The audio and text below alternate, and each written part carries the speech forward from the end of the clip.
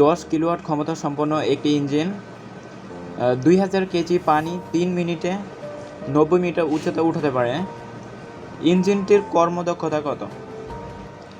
আমরা ক্ষমতার একক জানি ওয়াট, এখানে কিলোওয়াট আছে, এটাও ক্ষমতার একক। এই প্রশ্নটা ঢাকা বোর্ড 2022 সালে এসেছিল। আমরা কর্মদক্ষতাকে ইটা দ্বারা প্রকাশ করি, এটা ইটা চিহ্ন। নিচে বসবে প্রদত্ত ক্ষমতা আর উপরে হবে কার্যকর ক্ষমতা। এটাকে আমরা শক্তি দিয়েও লিখতে পারি। শক্তি দিয়ে লিখলে নিচে হবে প্রদত্ত শক্তি আর উপরে হবে কার্যকর শক্তি। এখানে কর্মদক্ষতা দুটি একই রাশির অনুপাত, এখানে ক্ষমতা নিচেও ক্ষমতা, সেহেতু এটার কোনো একক না লিখলে হবে। তবে কর্মদক্ষতার আরেকটি একক আছে এইচপি বা হর্স পাওয়ার। আমরা 1 এইচপি সমান জানি 746 ওয়াট, এটা আমরা মনে রাখবো, এটা এমসিকিউ প্রশ্নতে আসে। 1 এইচপি সমান 746 ওয়াট। এখানে নিচে যে প্রদত্ত ক্ষমতা বসবে, আমাদের মোটরের গায়ে যেই ক্ষমতাটা লেখা থাকবে ওইটাই হবে প্রদত্ত ক্ষমতা। যেমন এখানে 10 কিলোওয়াট লেখা আছে, তাহলে নিচে বসবে 10 কিলোওয়াট। আর আমরা ক্ষমতার একক জানি ওয়াট, তাহলে কিলোওয়াটটাকে প্রথমে ওয়াটে নিতে হবে। আমরা কার্যকর ক্ষমতাটাকে পি প্রাইম ধরছি, তাহলে প্রদত্ত ক্ষমতাটাকে পি ধরি আর উপরে হবে পি প্রাইম। এখানে প্রশ্নে যা যা দেয়া আছে আগে লিখে নিই। এখানে ক্ষমতা দেয়া আছে, তাহলে পি সমান 10 কিলোওয়াট। 1 কিলোওয়াট সমান 1000 ওয়াট, তাহলে 10 কিলোওয়াট সমান লেখা যায় 10,000 ওয়াট। এখানে আমাদের পানির ভর দেয়া আছে 2000 কেজি, তাহলে এম সমান 2000 কেজি। এখানে আমাদের সময় দেয়া আছে 3 মিনিট। এখানে মিনিট দেওয়া আছে, কিন্তু আমরা সময়ের একক জানি সেকেন্ড, তাহলে এই মিনিটটাকে সেকেন্ডে নিয়ে যেতে হবে। টি সমান 3 মিনিট, তাহলে 3 গুণন 60,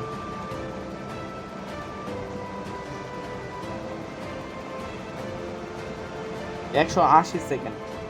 এখানে আমাদের উচ্চতা দেওয়া আছে 90 মিটার, এইচ এর মান 90 মিটার।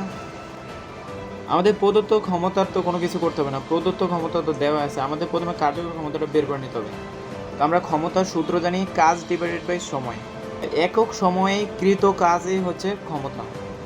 আমরা কাজের সূত্র জানি কাজকে ডাব্লু দ্বারা লিখি আর সময়টাকে টি দ্বারা লিখি। কাজ জানি বল গুণন সরণ, ডাব্লিউ সমান এফ এস। এটা যদি ভূ সমান্তরাল সরলরৈখিক হয় তখন কাজের সূত্র লিখবো এটা, মানে যখন সরণ থাকবে। আর যদি কোনো বস্তুকে উপরে উঠানো হয় তাহলে সেক্ষেত্রে কাজের সূত্র হবে ডাব্লিউ সমান এম জি এইচ। তাহলে আমরা ডাব্লিউর পরিবর্তে লিখতে পারি এম জি এইচ, আর টি তো টি থাকবে। এখন আমরা যে মানগুলো দেওয়া আছে ওটা বসাবো। এখানে ভর দেওয়া ছিল 2000 কেজি, 2000 ইন্টু জি এর মানটা তো ফিক্সড 9.8 মিটার পার সেকেন্ড, অভিকর্ষ ত্বরণ। আর এইচ, পানিটা কত উচ্চতায় উঠানো হয়েছে সেটা হবে এইচ এর মান।